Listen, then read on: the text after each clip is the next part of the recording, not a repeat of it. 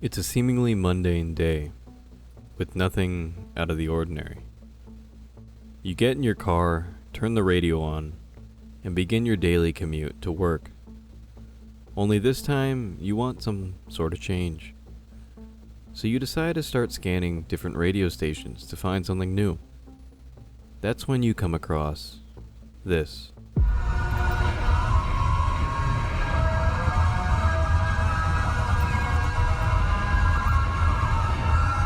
96.7 FM.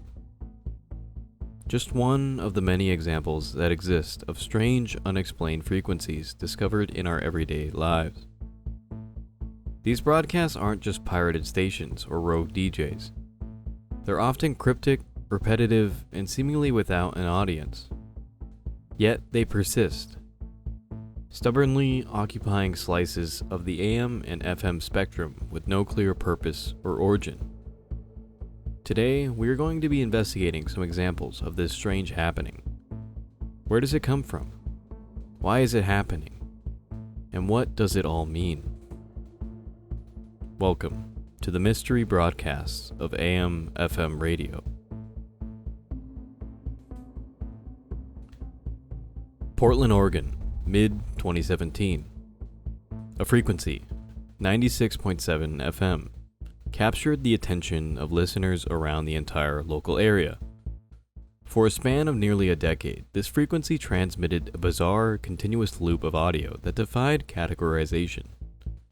Distorted speeches from historical figures like John F. Kennedy and Martin Luther King Jr., snippets from the Apollo 11 mission, and the eerie beeping of Sputnik 1's telemetry signals. Interspersed were segments of Lou Reed's avant-garde album, Metal Machine Music, and other unsettling sounds.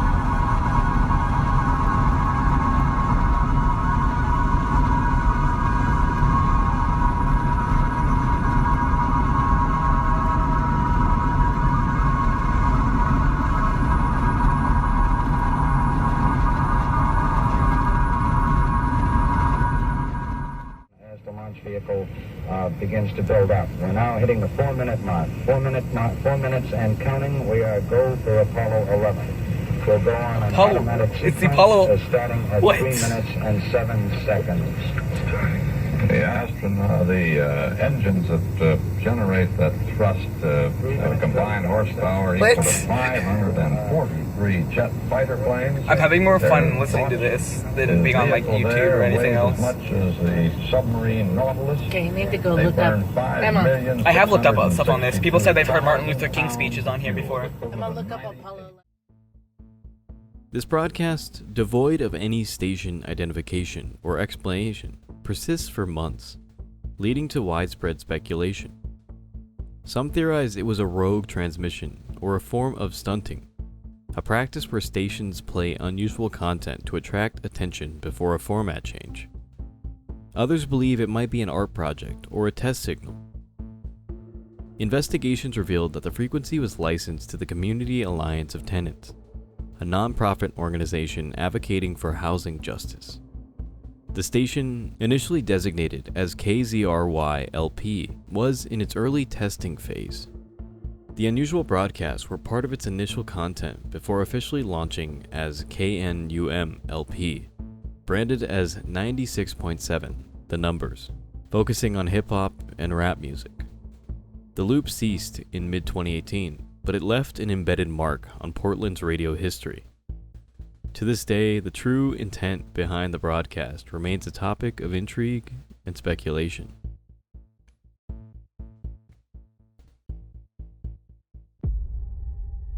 It does, Cheryl Allen. It sounds unbelievable, but one suburban family has been hearing music and voices through a wall. The strange sounds have been keeping them up at night off and on for about 6 years, much of the broadcast in their young daughter's bedroom. In the quiet suburb of Lockport, Illinois, an ordinary home became the site of an extraordinary and deeply unsettling phenomenon. For over 6 years, the Smith family reported hearing voices and music coming from inside their walls. Not from a neighbor's stereo, nor a nearby passing car, but from the very walls of their house. It started subtly, a faint murmur in the bedroom at night, a whisper where there should be silence. But soon the sounds became clearer, a man's voice preaching gospel, Christian music swelling faintly through the drywall. The family's young daughter, Brianna, was the first to speak out, frightened by what she heard. "There are voices in the wall," she said, "and I don't know what it is." Local authorities took the report seriously. Police officers, electricians, and even audio engineers investigated the home, all of them baffled. When officers arrived, they too heard the voices, sermons about Christ, ads for AM 1160, a local Christian station. The signal was clear, almost as if the house had become a speaker. The leading theory proposed by radio engineer Patrick Berger was both technical and unsettling. He speculated that certain components in the house, metal framing, copper piping, or corroded connections, might have accidentally formed a crude receiver, like an old crystal radio. Under the right conditions, such makeshift circuits can demodulate AM signals, especially powerful ones. It would explain how the house became a passive antenna, but not why the signal started when it did, or why it could be heard only in certain parts of the house. One wall, one room, one voice. Even more unnerving was the fact that the family had torn into the walls, searching for a source, only to find that nothing was there. No wires, no speakers, no devices, just empty space and insulation. The FCC, contacted by the family, did not provide assistance. AM 1160 sent out a technician, but found no fault with their transmission, and legally, they weren't responsible. What was happening in the Smiths' home wasn't a broadcast failure. It was something stranger, a confluence of structure, signal, and chance. Eventually, the voices stopped, whether through changing weather conditions, house repairs, or pure coincidence. The eerie broadcast faded into silence. But for years, that house carried something it was never meant to. A disembodied voice, a phantom frequency caught in the walls.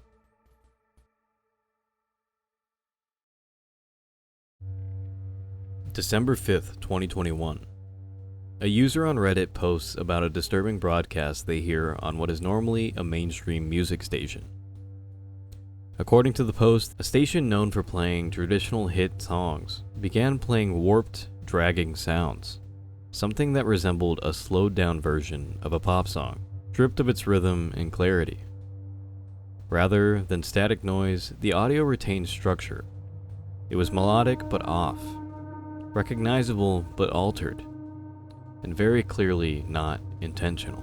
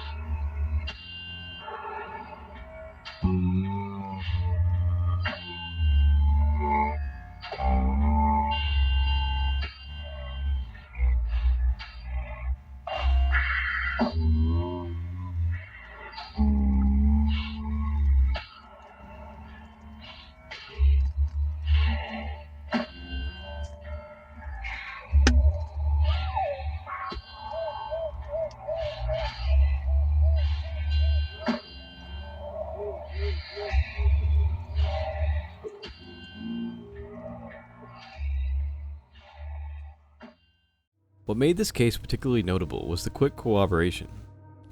Other users from different regions reported hearing the same thing at roughly the same time, suggesting this wasn't a glitch isolated to a single receiver or area.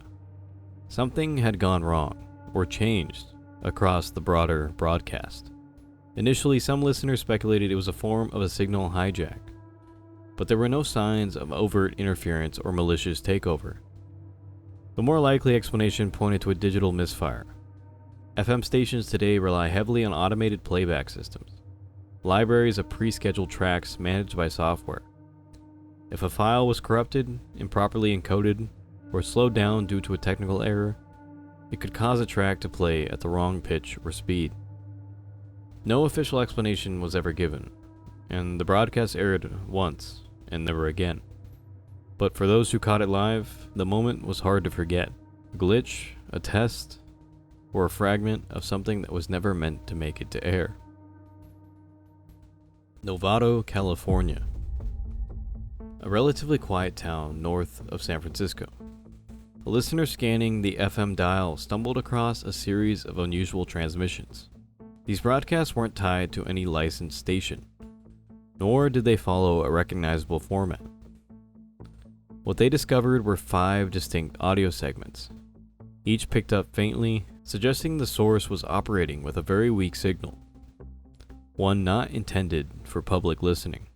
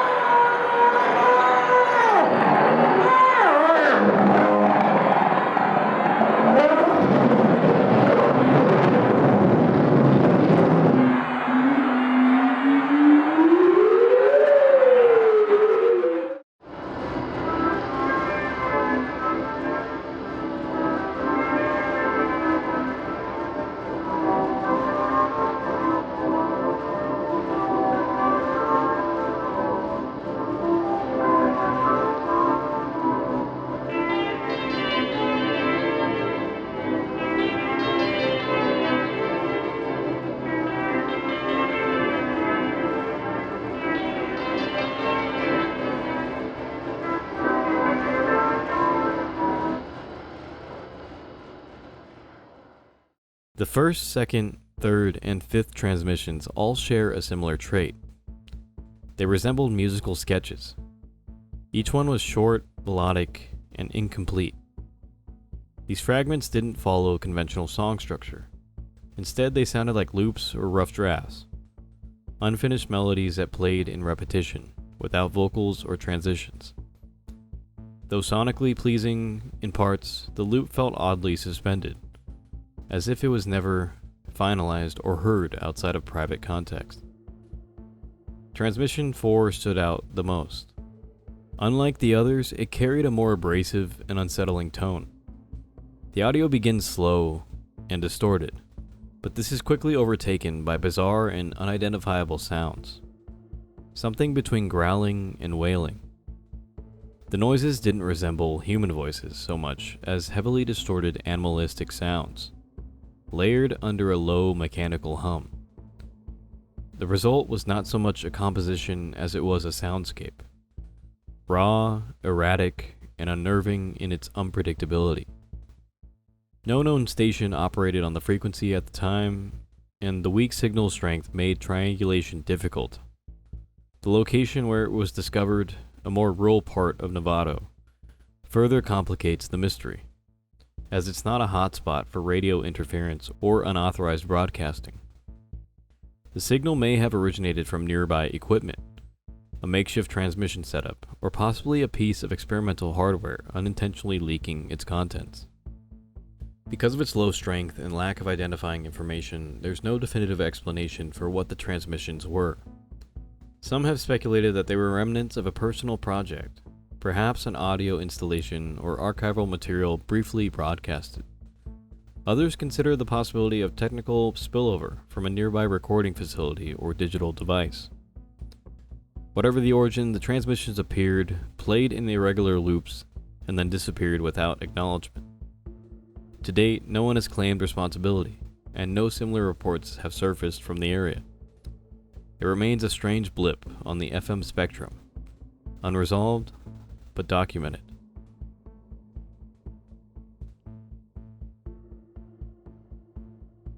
As we've explored today, the radio, the frequencies, something many of us treat as background noise, can sometimes open a doorway to the unexplained. Beneath the steady rhythm of commercial music and talk shows lies a quieter, hidden world. One of strange transmissions, forgotten experiments, and broadcasts that were never meant to be heard. Whether these signals are the echoes of old tests, artistic statements without signatures, or simply the byproduct of decaying infrastructure, they continue to fascinate. They remind us that in an age of algorithms and targeted content, there is still space for the accidental and the unknowable, something broadcast with no clear purpose, picked up only by chance. Maybe these signals were meant for someone else entirely. Or maybe, just maybe, they were meant for no one at all. Keep your ears open. You never know what you'll find in the static. And as always, thank you for watching.